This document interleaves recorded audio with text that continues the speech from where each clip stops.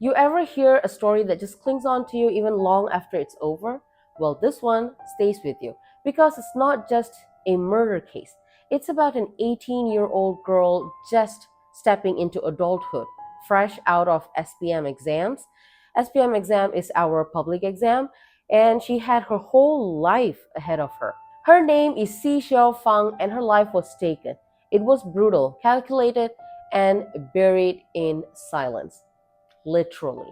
Today, let me bring you the murder case of Sheau Fang. Hi guys, and welcome to the GMC channel where I bring you the ghost, the mystery, the crime from my country, Malaysia. My name is Esther Vincent, also known as LiaMia on social media. Do follow me, do like, do comment, do consider subscribing. It really does help out the channel and encourages me. And today, I hope you guys stay tuned till the end of this video. Thank you. Sheau Fang, I really apologize if I am pronouncing the name wrong.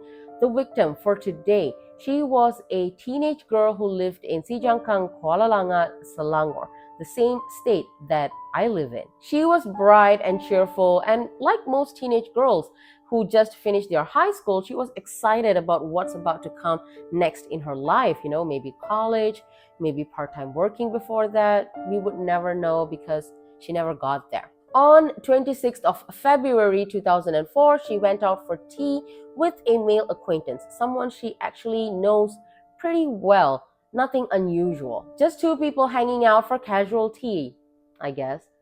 Casual tea. Oh my god, casual tea, not casualty. Look how same they are. Anyways, he was seen picking her up in a white car, and the victim's sister actually saw this.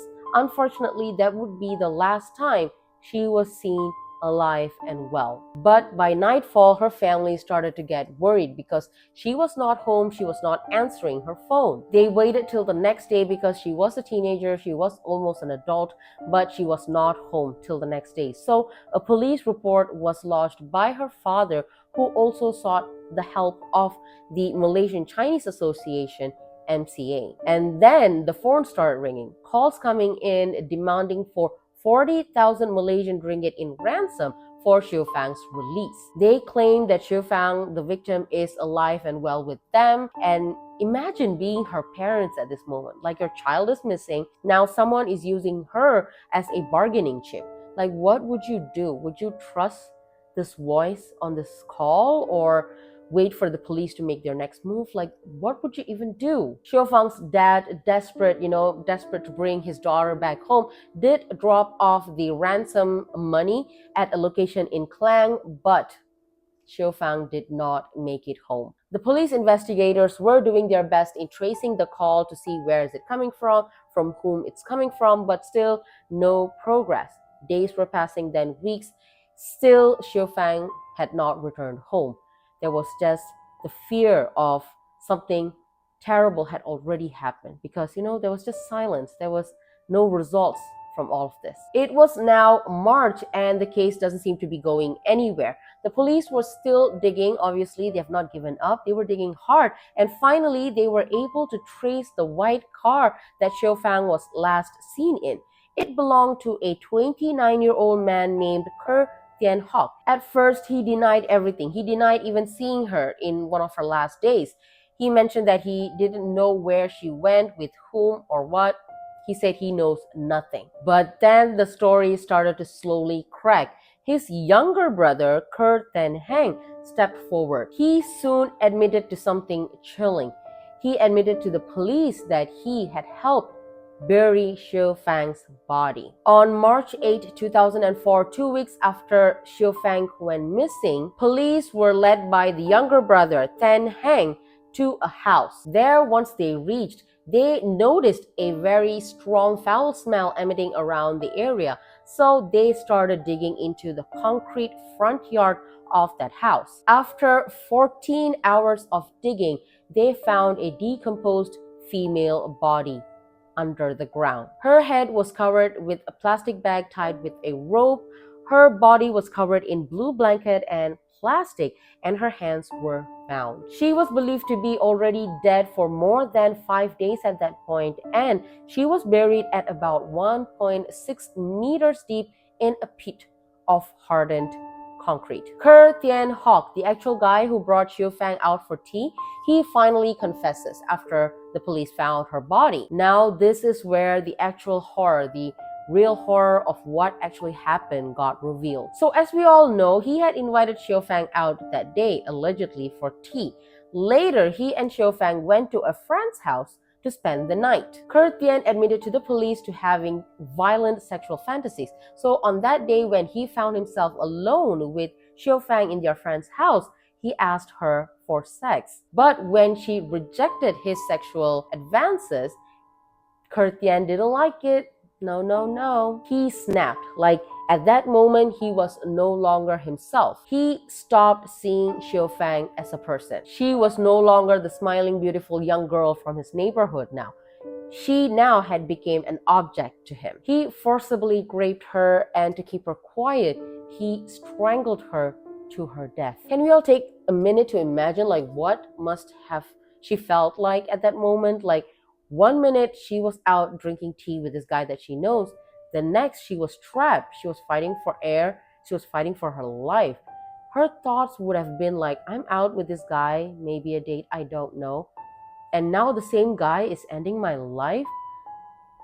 How terrifying that would have been for her. Once he was sure that she was dead, he didn't panic. He planned. He got plastic wraps, ropes, and concrete mix, and then decided to bury her body, her dead body, in the front yard of his friend's house. He offered to help his friend, saying that he's going to lay a new patch of concrete on the front yard of his house, and lied to the friend, saying that Sheau Fang has left last night itself after a small argument between them. Can you believe this guy? His friend, though, left for the day, thanking Ker Tien for the new patch of concrete that is about to lay for his house. You know, his friend is thinking Ker Tien is genuinely doing this. We all know what is happening at the back. So after the friend left for the day, Ker Tien hired someone who had a backhoe to dig a hole, a pit, in the front yard of his friend's house. He then dropped Sheau Fang's lifeless body into the pit and then poured concrete mix on top of her as if though she is nothing. Like he didn't just commit a murder. Like you have to ask yourself, like, what kind of a human being, what kind of a person can do this and just act like nothing happened? But that is exactly what Ker Tien did. And later is when he told his brother, the younger brother who admitted to the police earlier on. So he told the younger brother later on. Before this, actually, Ker Tien was already in the police's wanted list for a 1999 gang rape case.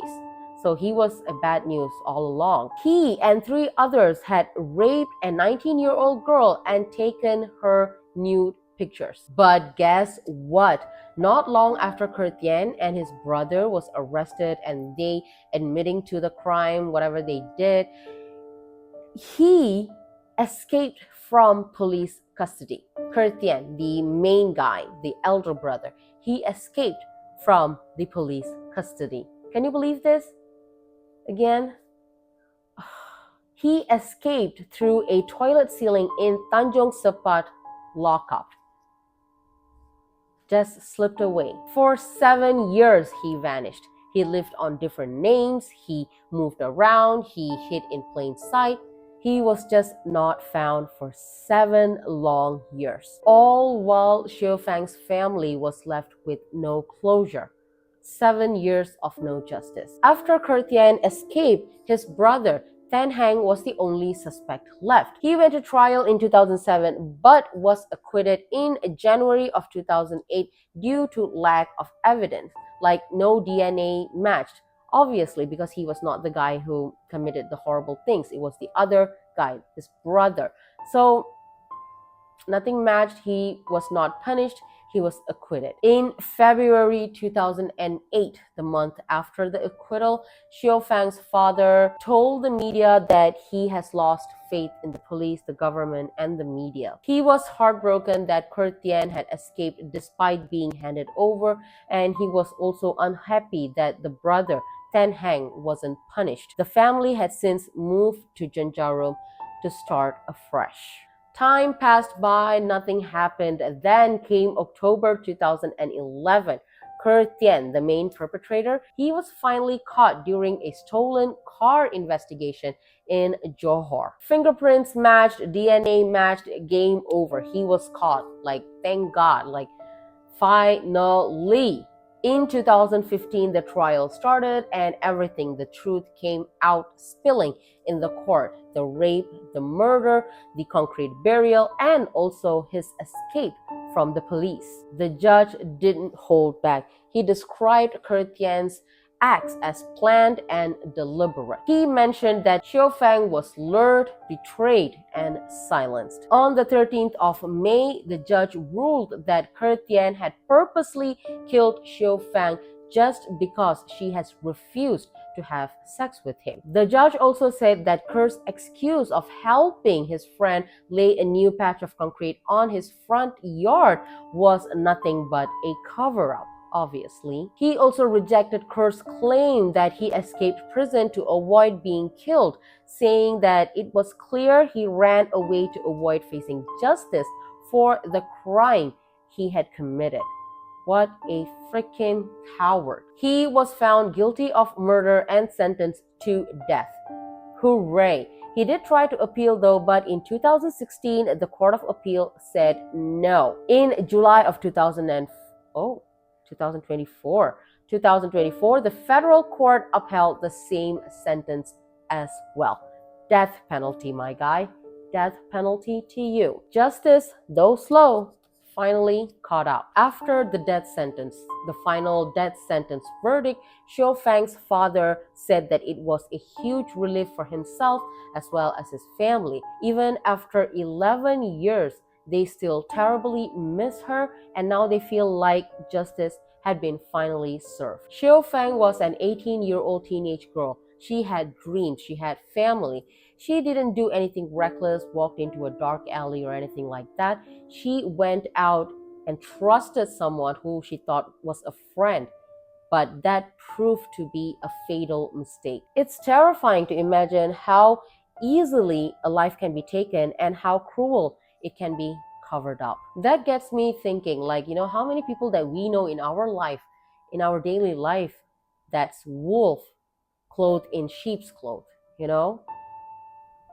Scary. And with that, you guys, we have come to the end of today's video, the murder of Sheau Fang. What did you guys think about it? Do leave your comments, your thoughts in the comment section below. I would love to read them.